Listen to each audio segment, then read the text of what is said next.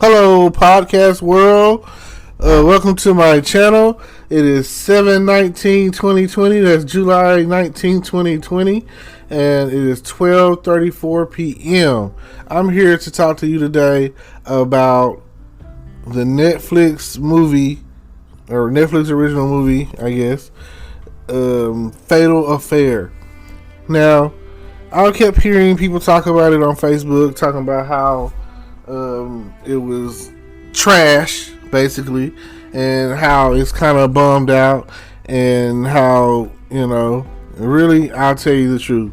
If you've ever seen any movie where there was a cheating woman, then, especially a married woman that's cheating, let's say it like that, then you got this movie down pegged. Personally, I feel like if you've seen the movie Perfect Guy, it has almost exactly the same storyline. Only difference is, in Perfect Guy, she is single, and in this movie, she's married. And in that movie, you had Sanaa Lathan and Michael Ealy. In this movie, you got, the Nia Long and Omar Epps. Now, all these are great actors, and I just wanted to give you the rundown and give you my perspective, and that is to start off by saying that originality doesn't really exist anymore. Everything that we watch nowadays is definitely a rerun. Like, come on, can we get something more original? I could pitch a story and get paid. I mean, come on, Netflix. And then I could have recorded that movie. And then I swear to God, it seems like the older actors get, the lazy they get. They just get lazier and lazier. It just seems like I seen someone say it on Facebook, if y'all didn't want to do the movie, then don't do the movie. Like, come on. You're killing us. Like, we wanted to see more intensity, more drama, more action, more, just more. It's always more. You always want to expect more, always want more. And let me give you the rundown. Okay. Starts off with the movie, husband recently divorced, ex-wife is alone with her boyfriend or whatever, and next thing you know, you have they're having hot, passionate, steamy sex on the couch in front of the fireplace. Oh my God, I couldn't have done it better myself. And whoever the girl was, that was her name was supposed to be Deborah. Whoever she was, she was fabulous. She was a hot and spicy piece, a nice number. And I would have loved to have done that scene myself. That'd have been great.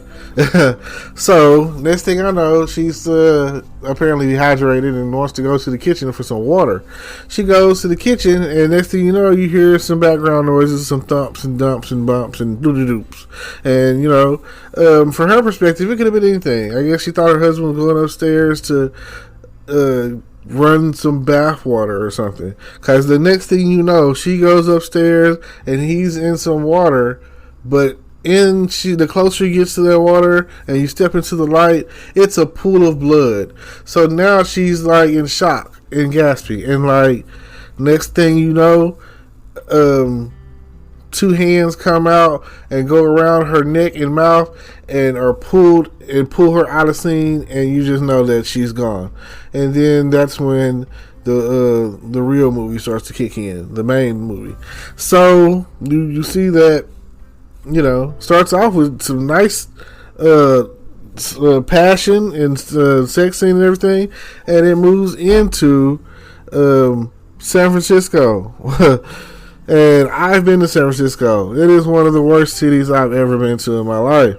I mean, especially since I'm from Texas, it is the opposite of everything that I've ever been to in Texas. It's like a reverse Houston.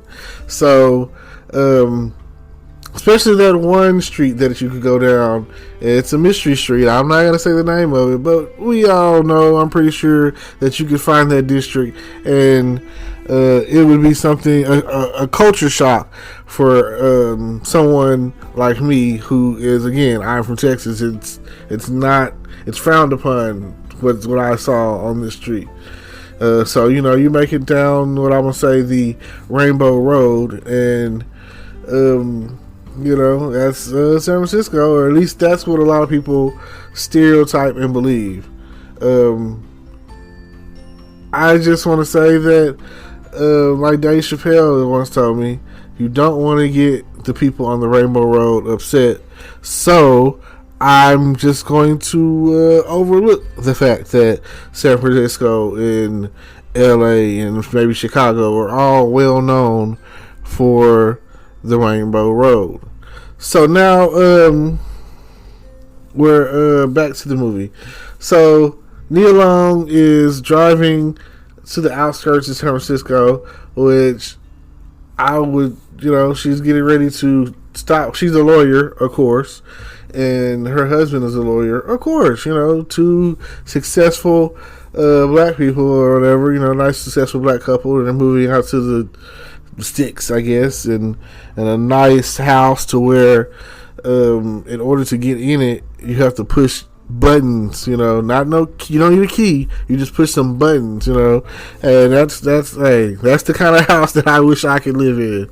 Or I don't need a key. You don't have to be like, oh, I forgot my key. No, I just boop boop boop, push some buttons in, and the door opens. And my thing is, it seems like the nicer the house, the more windows you have. Most of the people I knew, we all pretty much grew up in like manufactured homes, trailer homes, or whatever, or basic 3-bedroom homes or whatever. You know what I'm saying? A few brick homes or whatever. And when I was younger, I thought that if you lived in a brick home, you were rich. Like I just felt like if you grew up in a brick house, your parents were very successful and you were very rich. And when I was younger, I did not understand the concept of money. Until this day, I am still grasping at how the value of a dollar and the worth of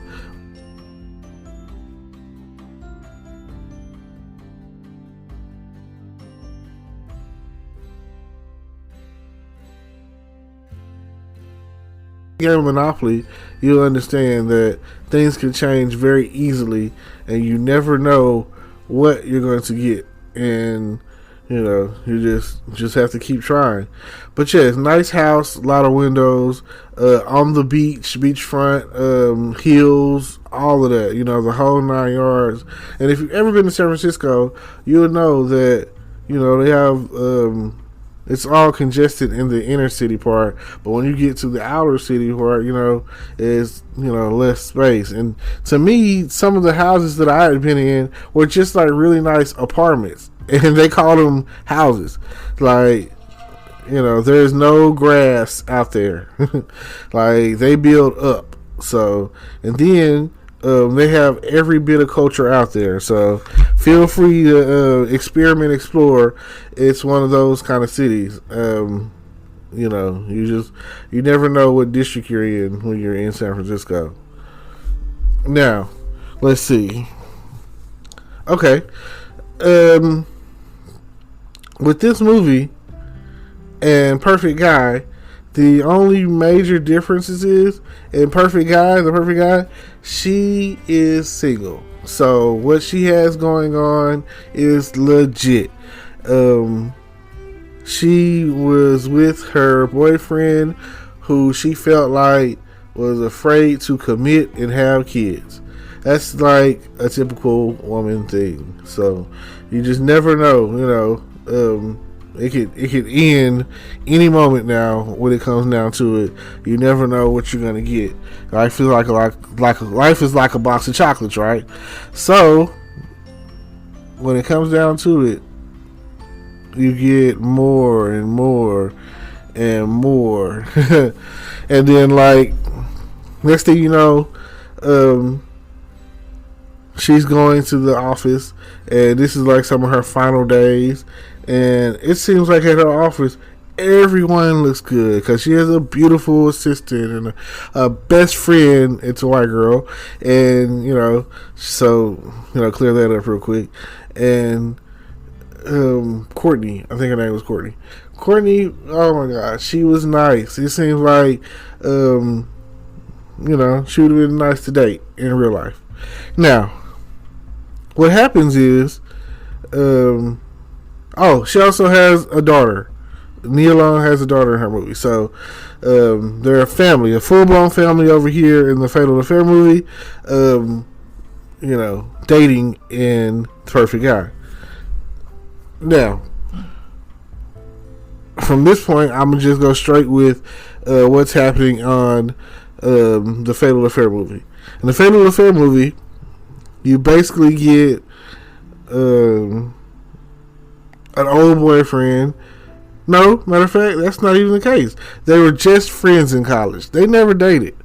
But Omar Epps, and this is like 20 years ago, Omar Epps had a thing for her in college. He admits it in the movie. He says, I wish we would have in college. What kind of guy you have, whoever he is a lucky man. So, then you go on to, the best friend is trying to get her to go out for drinks on a Friday. Right? Okay, nothing wrong with that. But the only problem is it's right after these messages we're going to continue with the review. Stay tuned.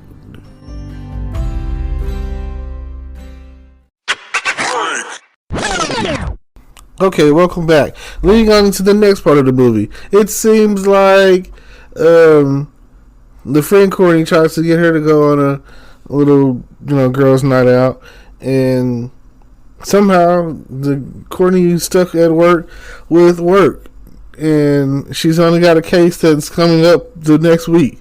Which, didn't she know that before she booked the date? Anyway, well. Somehow Omar Epps gets invited into the equation, and when he goes, he meets up with Nia Long. They sit there and they have a nice bottle of wine they're sitting there drinking off of, and after a while of talking and reminiscing, Nia Long just so happens to get flustered, and she just wants to step away from the table because she needs to go to the bathroom. She's in the bathroom, and next thing you know, Omar Epps comes in, and next thing you know, they're all over each other, and they're kissing, and they're touching, and she has a dress on, so he starts to pull down her panties, and next thing you know, he's trying to whip it out, and as he's trying to thrust up and get up in her, that's when she remembers, oh, I have a husband all of a sudden. So now, he's the bad guy. He's the bad guy. Oh my God. I felt sorry for him. If you knew that you had a husband at home, you knew this. Why are you kissing this man? Why are you touching this man? Why did you let this go on at all? Why didn't you get up out of there if you felt like the situation was going to be anything but what it was? And, if you weren't going to have any or show any restraint, then, again, your fault. It's like, I felt bad. It's already bad enough that they didn't tell the story of overall what happened with Deborah. There's a lot of blanks that's left in there, so where they could have filled in this movie a little bit more. Don't you hate it? I mean, I'm pretty sure they're saving it for the director's cut or something, but at the end of the day, you could do more. Like I said, I could have filmed this thing. We'll be back after a quick break. Hey there. Welcome to Good Advice Giver. First, we want to start by saying a massive thank you for tuning in today. Whether you're a long-time listener or you're joining us for the first time, we're truly grateful to have you here. We know you've got a lot of options when it comes to podcasts, so the fact that you're spending your time with us means the world. So thank you. That's right.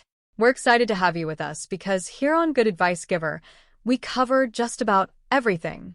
Whether you're interested in sports, relationships, sex, money, finances, business, digital marketing, music, education, movies, comedy, or something else entirely, we've got it all. No topic is off limits here, and we dive deep into real, meaningful conversations that matter. We've also got a mix of male and female hosts, so you're always getting a well-rounded perspective on every topic we cover, from business strategies to personal development, from car shopping to digital products like affiliate marketing. We bring a little bit of everything to the table. Our goal is to offer advice, insights, and some laughs along the way to make sure you feel welcome and engaged, no matter what brought you here. And it doesn't stop there. We're not just about giving great advice, we're about action. On this podcast, we even sell products and services we believe in, from affiliate marketing opportunities to cars and more. So whether you're looking to boost your business or find practical ways to improve your everyday life, you're in the right place. As always, we want you to stay connected with us. Be sure to download this episode so you can listen anytime, anywhere, whether you're commuting, working out, or just relaxing. And while you're at it, follow us on social media. We're on Instagram, Facebook, Twitter, you name it. That's the best way to stay in the loop for upcoming episodes, behind-the-scenes content, and even giveaways. And don't forget to subscribe to our YouTube channel. We're posting extra content there, including video podcasts and deep dive discussions you won't want to miss. Be sure to like, comment, and subscribe, and let us know what topics you want to hear more about. Lastly, check out the link below in the description for exclusive offers, resources, and more ways to connect with us. We're here for you, and we can't wait to bring you more valuable content. Thanks again for tuning in to Good Advice Giver. Let's get started.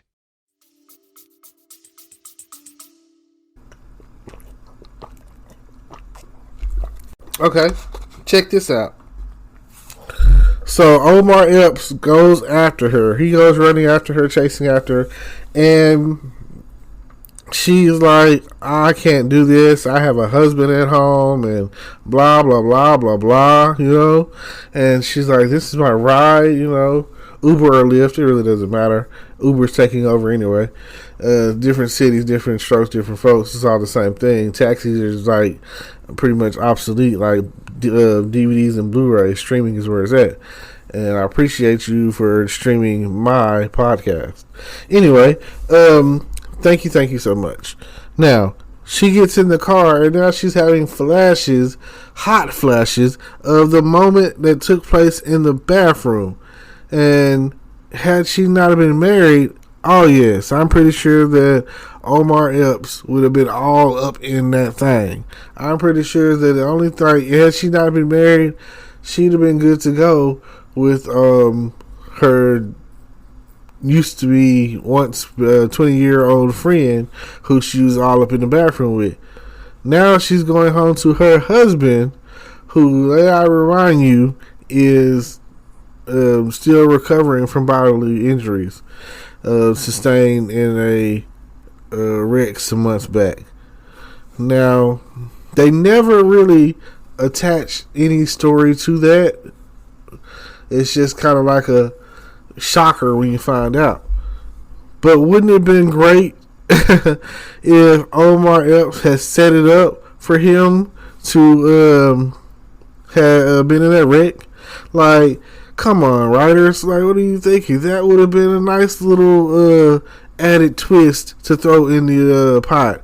I know that I just knew that, and they could have did it like this. The same point in time when us, the audience, found out that he was taking the medication and all injured or whatever, that they were playing golf. And this is, like I say, let me lead into it first. Okay, so after the fact of what happened, all that misleading, almost sexual encounter stuff took place. That's when Nia Long ghosted him. She wasn't accepting his phone calls. She didn't want to talk about it. And this man is like, what's going on? You know what I'm saying? Because he's single. You know what I'm saying? He likes you. He's single. And this is where women will look at it like, oh, he's being a creep. Or people are like, oh, he's creeping. He's being a creep or whatever. Blah, blah, blah. No, you know what I'm saying? Men want closure. It's not, we don't give a damn that you got a husband at home. Just like when the shoe was on the other foot, women wouldn't care that you had a wife at home. Nobody cares. You're married. Who cares? If they would have began a relationship, an entanglement, as they're calling it these days, if that would have taken place, then nobody would have cared. It would have been more intense if that would have happened. But no, she starts ghosting him. He's trying to talk to her over a cup of coffee, over lunch, over dinner, or just to talk, about what happened. He wants to clear the air. He doesn't want any of this awkwardness to go on any longer. He wants everything to be all hunky-dory, and he wants her, to be friends still, and, try to forget that night happened, or possibly even pursue something, because she's the one that brought her marriage into the equation, talking about, here's the misleading part, talking about she's not happy at home, she's sleeping with a stranger, saying all these things that for a person a guy that likes you, that's been liking you since college, wants to hear. You telling him what you like, you feeding into his ego. You're like, these, again, ladies, these are very misleading things that you tell someone that if they like you, these, it's like they say, a shoulder to cry on always turns into a dick to ride on. Just remember that. And that's basically what he felt, and that's why he, like, things went the way they went. A lot of misleading going on in that whole entanglement. So it's horrible that it went that way, and it just really, really sucks that it happened like that.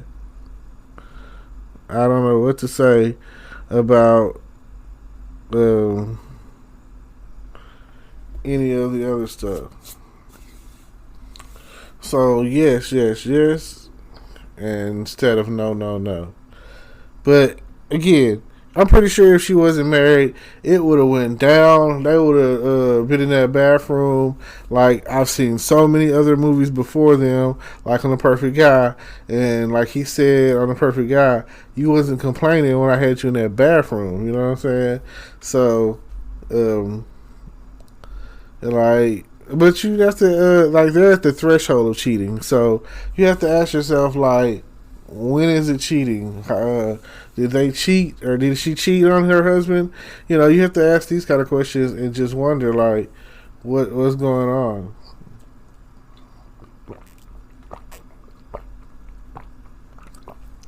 So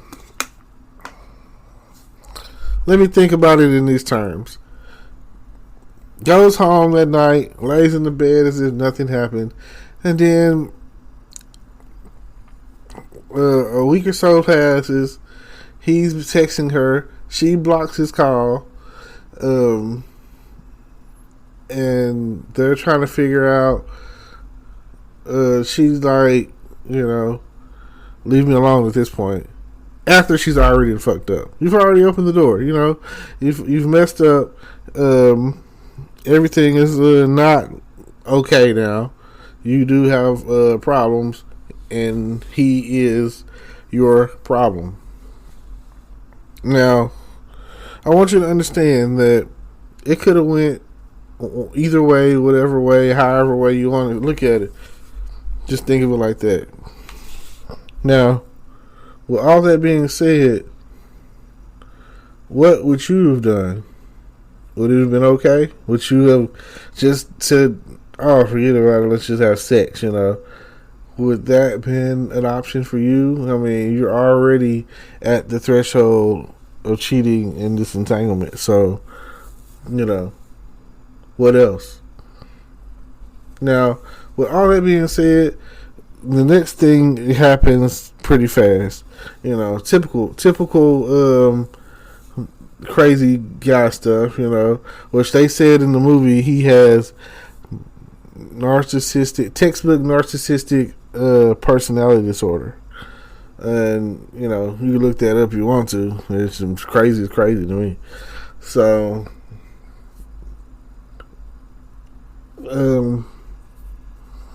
next thing I know, he's sending the video. he's hacked the club's security cameras, sent her the video while she's having dinner with her family, and then next thing you know, he's dating her best friend, Courtney, and coming over the house with Courtney, and it's a shock because here he is, at the house with Courtney, and the husband doesn't even know. Then, you know what I'm saying, she pulls him to the side and says that he needs to come up with an excuse for them to leave. And so he does that, showing up unannounced like crazy. And then he takes her husband out for a round of golf at a golf course that apparently the husband's never been to before, So, yeah. That's when you find out about the he's been in an accident, he's in the full body cast, and that's when you find out like things are not what they seem. But that's also a perfect time frame for them to have introduced the possibility of it being Omar Epps had caused the wreck and caused him to be in the body cast. So things get worse. They go to she finally meets up with him and was like, leave Courtney alone, all this and that, leave her out of this. He was like, you can't say that you didn't feel something that night. Then she starts talking to him, saying it's like, no, I want you to leave me, my husband, my daughter alone, leave my family alone. And he was like, don't talk to me like this. And then he outcries and outbursts, Deborah. And that's when she was like, who is Deborah? And he is stuck. And he has sent her this CD with that old Send Me Forget Me Not song. It's a really good song. And when it first came, she first sent the record to the house. The daughter was like, "Oh God, Mom, that's worth a little some money." You know what I'm saying? She's like, "You don't want to give it to me," And it's classic, Send me, forget me not. I want you to remember. Which is also the Men in Blacks, where they get their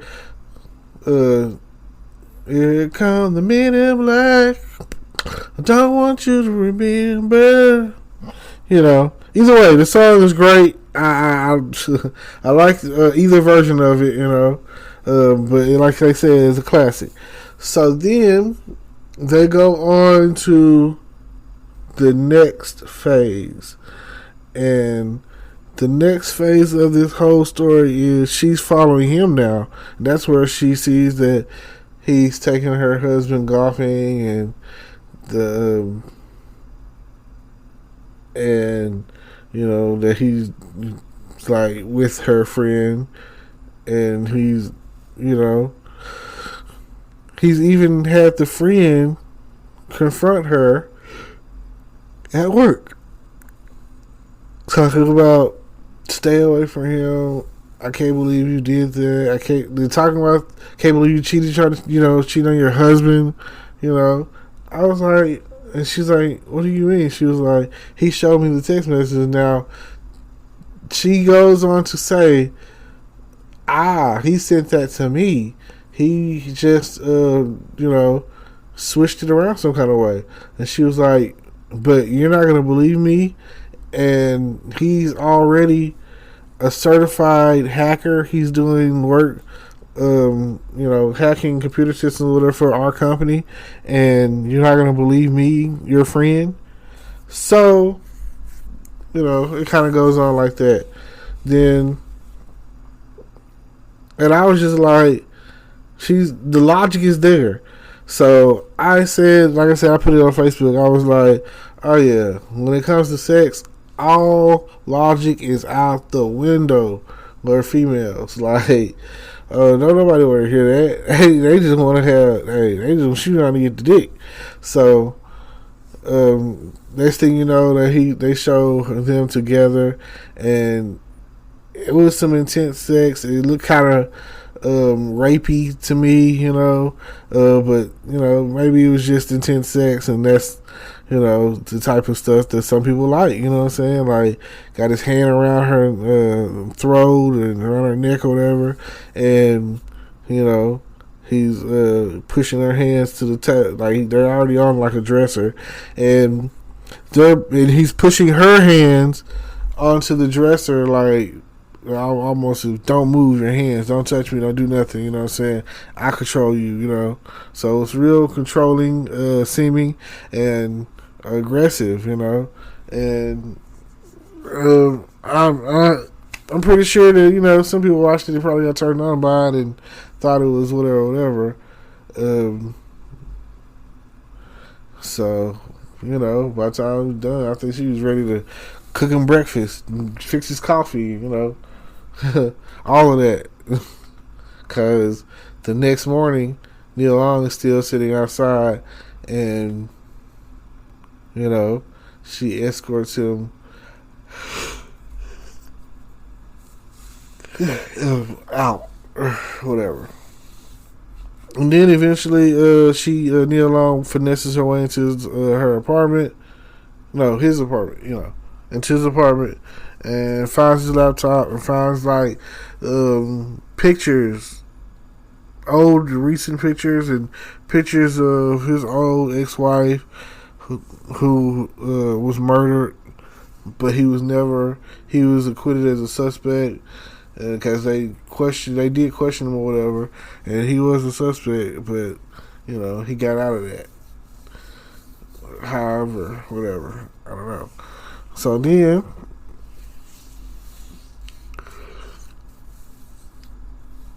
what else? Like, after that, it was like you go from there, and it goes on, and it escalates, and first thing that she does is call the best friend, and I just thought that was the craziest thing. Like, oh my God, call the police. Call the police, tell them to go to the friend's house, and you don't want to alert the friend so that she can panic, and what she does, then she goes to his phone, then he basically slams her head on the counter, and then when she gets there, boom, there she is. Okay. The next crazy thing is, after he knows everybody knows, he finds a homeless man and sets him on fire and leaves a suicide note behind. I was like, wow, crazy. So at first, police were like, "Oh, the investigation is over. He's dead," but it's not. And that's it, she's at home with her family, and then she gets a call from him, and then when she gets to the office,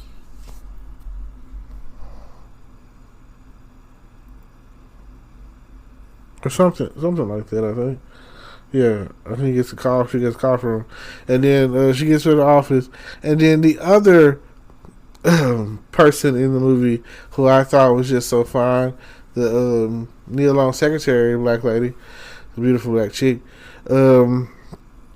she's out of. She didn't get to make it. She dead. He spared the white girl, I guess, because she gave him some, but he killed this black chick. Ain't that something? This Wakanda Nubian princess, you know what I'm saying?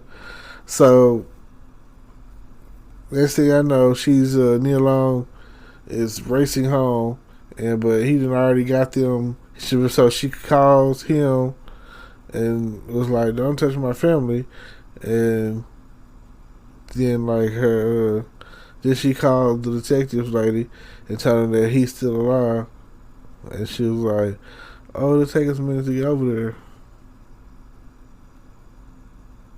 So then she gets there, It's a police car in front.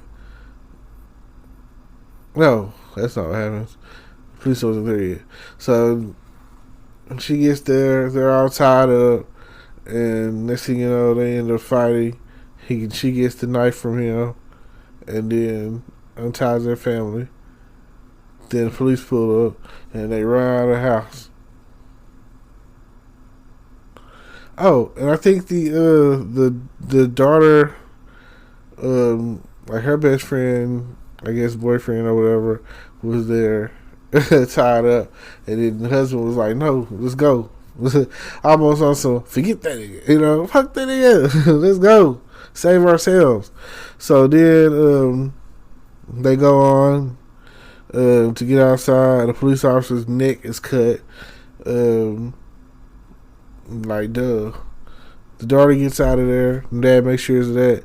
And then he comes back to help Nia Long. And then Nia Long's on the police car. In the police car, radioing for help. So then she pushed the button to where the lights came on. And you would think that she would have thought to grab the policeman's gun when she was off in the car. She had to think about that. Oh, but my boy Omar Epps did. Mr. Crazy himself was like, oh, let me get that. So he does. And okay, the husband comes along and they fight. Next thing you know, the husband's thrown outside of the house. His bones are weak from that wreck. So I want to say his left clavicle or shoulder clavicle, right? That's the bone, collarbone, or whatever it's called. Anyway, I think his left collarbone is broken at this point, from what I could tell, and he's in pain. He's out of there basically. So then next time I know, Nia Long runs, and somehow they end up on a cliff, and somehow after all the fighting and whatnot, after all the fighting, that's when he falls off the cliff. And now at this point, it's a question of morality. If somebody were trying to kill me, if somebody were trying to kill you, would you grab them by the arm and try to save them, or would you just let them fall to their death?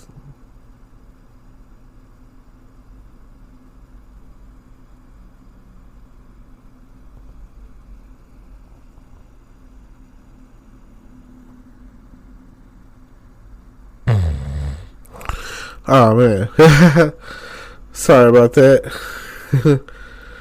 Oh well, I'm gonna go ahead and wrap it up. So it just made me think, like, yeah, if it was up to me, I would have let him go. I would have never tried to save him. The husband's trying to save her, and she's trying to save him. So it just like goes to show, at the end of the day, this whole situation is all her fucking fault. She never should have did what she did, and it comes back to bite you at the end of the day. And if you have an entanglement, everyone's going to find, it's going to come to light. So it's smash or be smashed is what it seems like. And I'm definitely trying to smash like Hulk.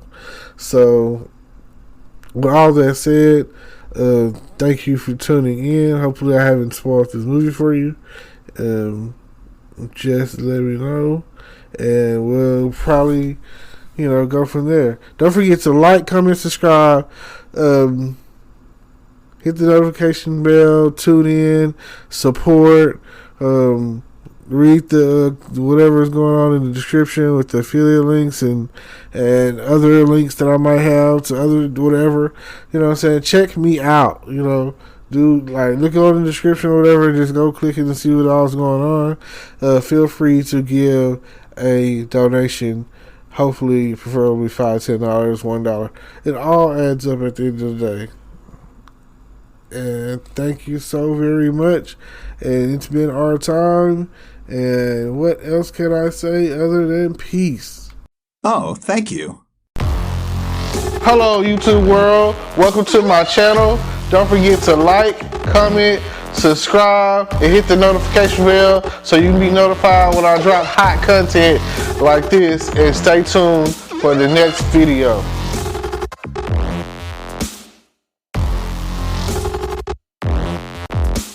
Today is your lucky day. Today is the day that our $3 website works for you, paying you directly to your PayPal daily. Imagine $3 ongoing continuous payments to your PayPal account. Imagine falling asleep and waking up to $300 in your PayPal account. How would this make you feel? How could this help you? What bills could you pay? What kind of fun could you have? What does that retirement look like now? All for a one-time payment of $3. This website is DFY done for you, fully built and completely hosted, and never stops collecting payments for you. You have spent $3 on coffee on a regular, but that coffee won't help you create multiple streams of income. Click the link below.